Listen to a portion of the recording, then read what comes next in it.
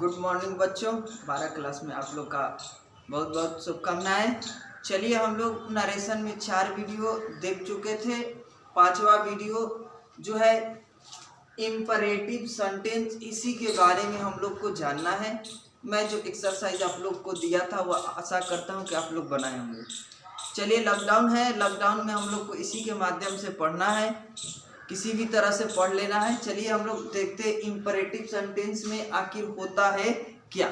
चलिए पहले हम लोग इसका पहचान जानेंगे कि आखिर इसमें किस चीज है, कैसे हम लोग पहचान करेंगे। देखिए, इम्परेटिव सेंटेंस से आदेश, ऑर्डर, निर्देश, डायरेक्शन, कमांड, प्रार्थना, अनुरोध, रिक्वेस्ट, सुझाव, सजेशन, सलाह, एडवाइस का बोध है। देखिए किस चीज का order, direction, request, suggestion, advice, इतना चीज का आप लोग का इसमें बोध होगा। ये इसी से हम लोग पहचानेंगे कि इंपरेटिव सेंटेंस है।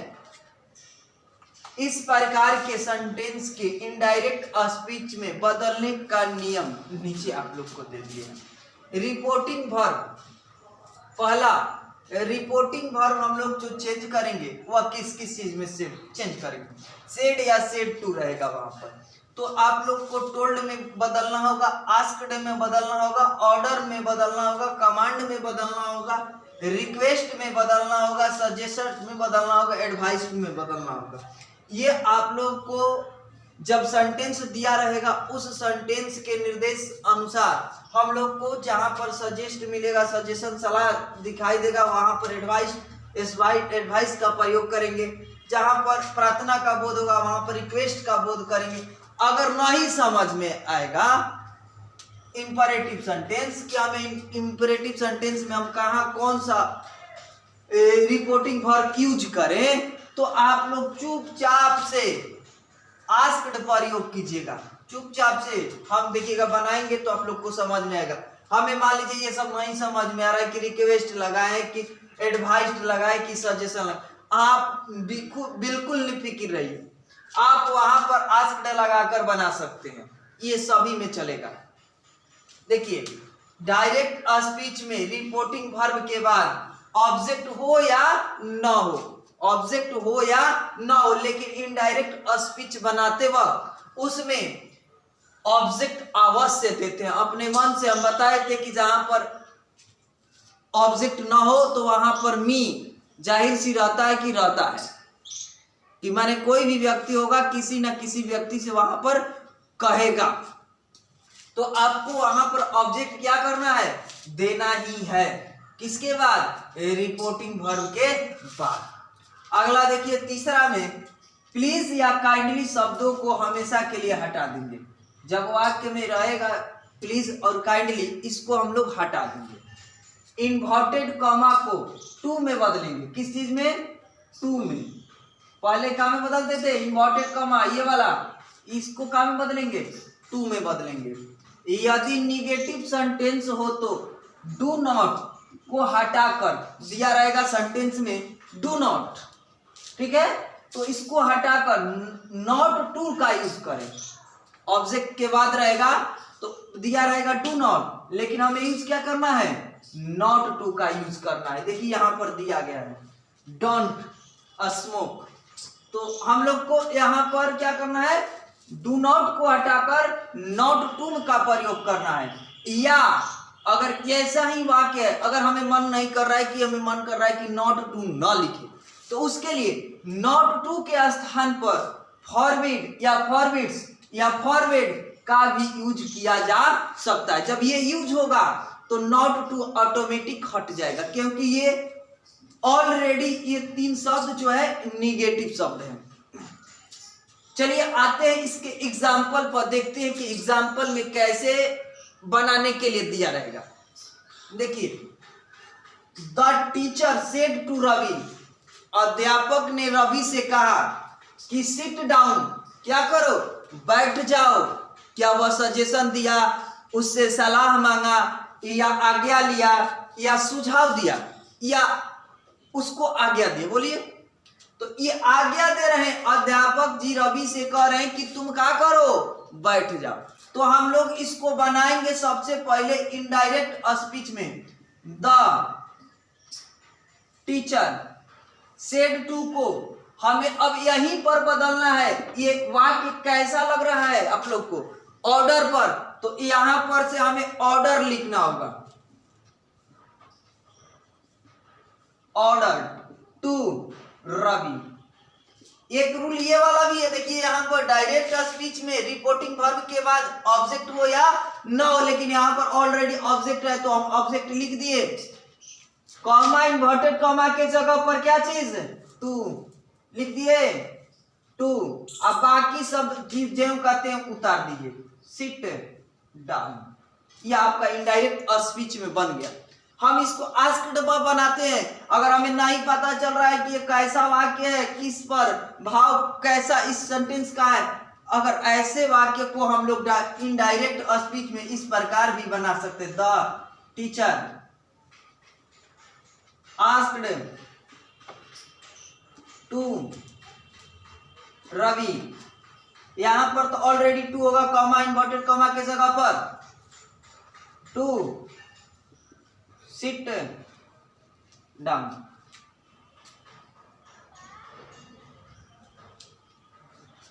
कोई दिक्कत?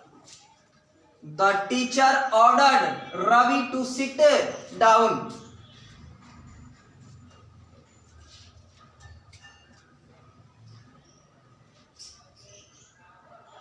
कोई दिक्कत? चलिए आगे देखते हैं। इसी प्रकार अध्यापक, देखिए the teacher said sit down Ravi. यहां पर आपको ऑब्जेक्ट छुपा हुआ है, ऑब्जेक्ट है नहीं, यहां पर दिया है अध्यापक ने कहा बैठ जाओ रवि। कहीं पर भी रहे ऑब्जेक्ट आपको रिपोर्टिंग वर्ब के बाद ही हमें लिखना है। तो ये भी आपको आज्ञा ही दे रहा है। द टीचर इनडायरेक्ट स्पीच में द टीचर, यहां पर क्या हो जाएगा, ऑर्डर। ऐसे बनाइएगा तो थोड़ा विशेष प्रभाव पड़ता है वाक्य पर, चेक करने वाले पर। ऑर्डर का चीज, यहां से रवि को उठाइए, रवि, क्योंकि हमें क्या करना है, देखिए यहां पर डायरेक्ट स्पीच में रिपोर्टिंग वर्ब के बाद ऑब्जेक्ट हो या ना हो, लेकिन इनडायरेक्ट स्पीच बनाते वक्त हमें ऑब्जेक्ट लिखना आवश्यक है। यहां पर हमने लिख दिया रवि, कॉमा इन्वर्टेड कॉमा के जगह पर टू, का चीज सिट डाउन। ये आपका बन गया। ये ऑर्डर पर था, बाकी सब पर है। ऐसा नहीं है कि एक पर भी नहीं होगा, सब पर है। इतना दूर समझ में आया? चलिए आगे देखते हैं।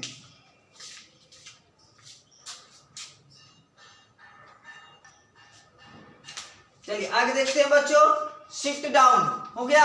अब देखिए, he said to me bring a glass of water. उसने मुझसे कहा कि एक गिलास क्या करो, पानी लेकर आओ। अब आप लोग बताइए कि वह क्या कर रहा है, उससे सलाह मांग रहा है, सहायता मांग रहा है या आज्ञा दे रहा है?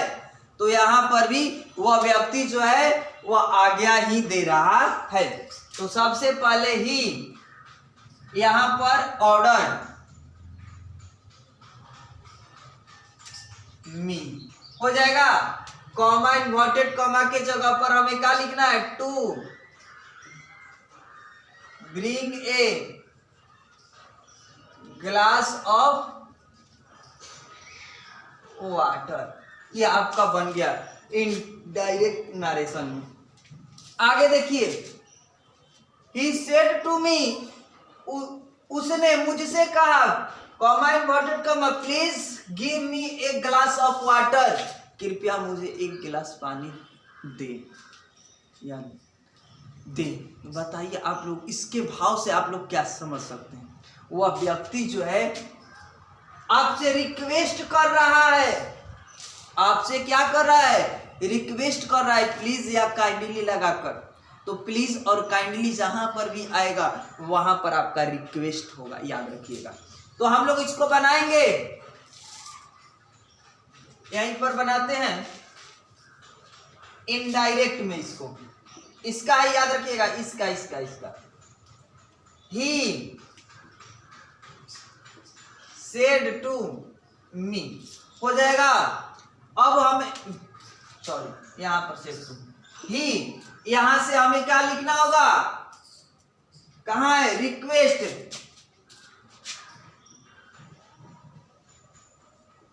रिक्वेस्ट हो गया। अब आगे देखिए मी कॉमा इन्वर्टेड कॉमा के जगह पर टू। अब प्लीज आप काइंडली को क्या करना है, हमें हटा देना, हट गया वहां से टू गिव। अब हमें ये वाला आ गया मी, फर्स्ट पर्सन है तो फर्स्ट पर्सन किसके अनुसार, ये ऑब्जेक्ट के अनुसार, तो यहां पर हमें क्या होगा आपकी गिव, ही है तो हर ए ग्लास ऑफ वाटर। कोई दिक्कत, आगे देखिए उसने कहा doctor, he said comma inverted comma consult A doctor. अब हमें बताइए उसने कहा डॉक्टर की सलाह ले लो, यहाँ पर कोई व्यक्ति है जो किसी को क्या कर रहा है, सजेशन दे रहा है, सलाह दे रहा है, तो यहाँ पर हम बनाएंगे इनडायरेक्ट में ही सेड। यहाँ पर तो दिया नहीं है क्या चीज, इसमें देखिए ये वाला में शुरू वाला नंबर 2 में कि ऑब्जेक्ट हो या ना हो लेकिन ऑब्जेक्ट देना ही है, तो यहाँ पर हम क्या करेंगे, ही सजेस्ट लिखेंगे पहले, यहाँ पर सजेस्ट हो गया। उसके बाद मी अपने मन से लिखेंगे, अब कॉमा इन्वर्टेड कॉमा के जगह पर टू होगा, अब कंसल्ट क्या चीज, डॉक्टर। अब आ जाइए अगला कौन था, ये पहला दूसरा तीसरा चौथा पांचवा। He said to his friend, उसने अपने दोस्तों से कहा डोंट स्मोक, धूम्रपान मत करो, निषेध का मना कर रहा है, डोंट लगा हुआ है, आप लोग को समझना चाहिए। तो ही सेड टू के जगह पर क्या देगा बताइए, सुझाव सलाह बताइए, यहां पर एडवाइस दे रहा है, सलाह है, निषेध है। निषेध में हम लोग क्या करते हैं,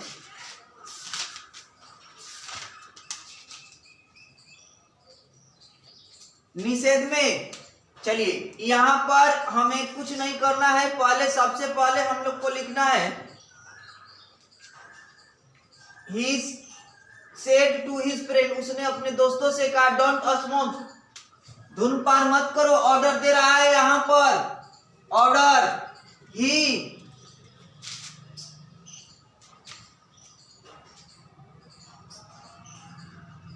ordered his friend, comma inverted comma के जगह पर टू। अब हमको ये वाला बताइए, ये वाला क्रिया होगा, नेगेटिव सेंटेंस हो तो डू नॉट को हटाकर not to, not to smoke. इसको हम एक और तरीके से बनाते हैं, देखिएगा ये तो हो गया, ऊपर वाला मिटा दे, आप लोग उतार लीजिएगा। देखिए यहां पर सिंपल तरीका में जब ऐसा नोट लगा रहे तो वहां पर कंफ्यूजन हो कि क्या लगाएं, तो चुपचाप से आप फॉरवर्ड, फॉरवर्ड या फॉरवर्ड्स का प्रयोग कर कर आगे बढ़ जाइएगा। चलिए देखते हैं इनडायरेक्ट इसी का ही, यहां पर रिपोर्टिंग वर्ब के जगह पर आप लिख दीजिए क्या चीज, फॉरबिड, कोई दिक्कत, या for bed, for bed his friend, friend comma inverted comma के जगह पर क्या हो जाएगा टू, इसको हटा दीजिए साफा के लिए, स्मोक। समझ में आया, नहीं आया तो और एक देखिए। चलिए ये निगेटिव वाला था, नकारात्मक वाला था, यहाँ पर मिटा देते हैं।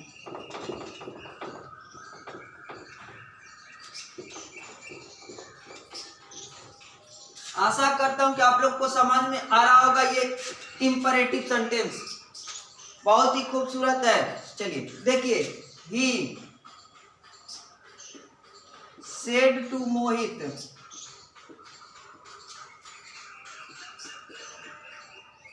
डोंट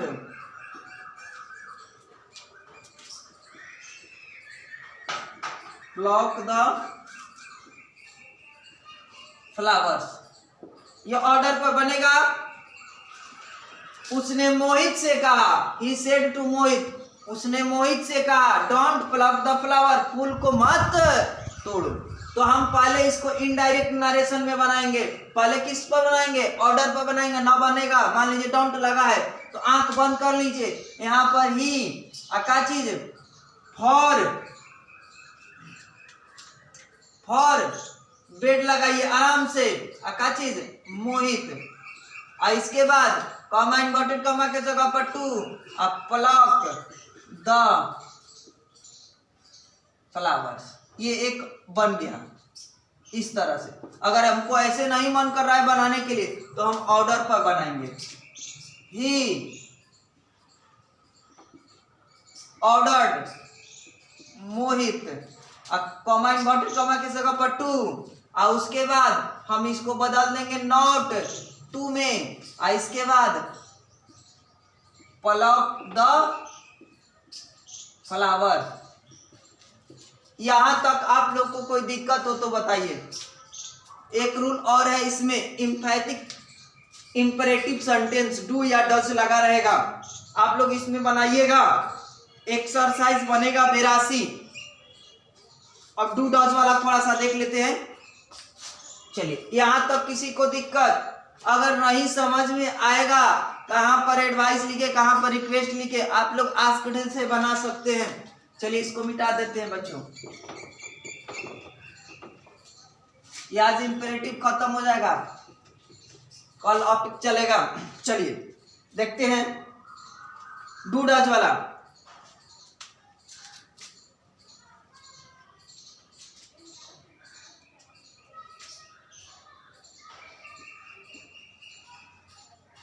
कुछ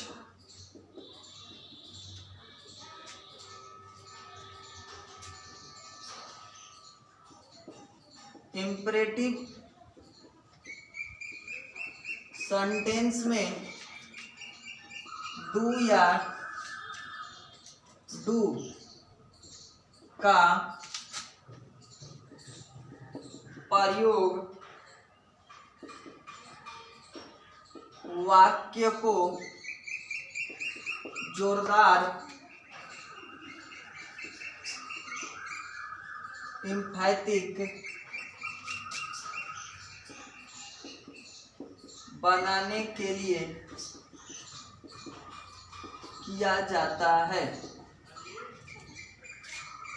तो इसको हम लोग रिक्वेस्ट से बनाएंगे। इसका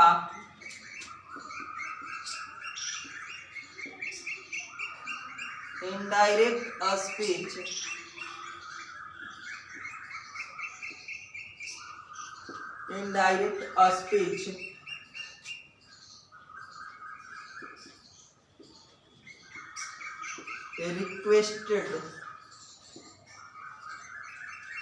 requested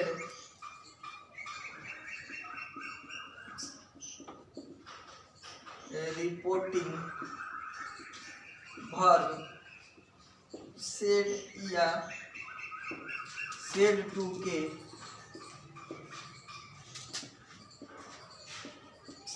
स्थान पर लिखेंगे। उसके बाद डू को हटा देंगे। डू को हटाकर पहले वाले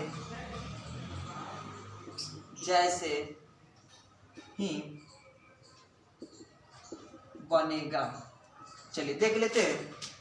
जब वो वाक्य में डू रहेगा जोरदार वाक्य बनाने के लिए, तो देखिए ही आस्क्ड से भी बना सकते हैं, टू मी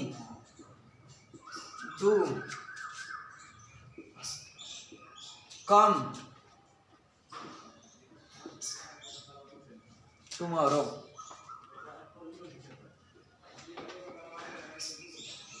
चलिए हम लोग इसको देख लेते हैं। डू लगा हुआ है, चलिए ही, पहले तो हम लोग रिपोर्टिंग वर्ब रिक्वेस्टेड लिखना है, रिक्वेस्टेड मी, ठीक। टू, डू को हटा देंगे, टू लिख दिए। कम, इसका टुमारो को होता है द नेक्स्ट डे, कोई दिक्कत? इसको हम लोग आस्क्ड से भी बना सकते हैं। इतना दूर तक आप लोग उतार लीजिए। एक लेट पर का बच गया लेवल 2, उसको हम लोग कल खत्म कर देंगे। आप लोग बनाइएगा एक्सरसाइज 82। Thank you. आज के वीडियो में इतना ही। हम आशा करते हैं कि आप लोग को इंपरेटिव सेंटेंस समझ में आया होगा। Thank you.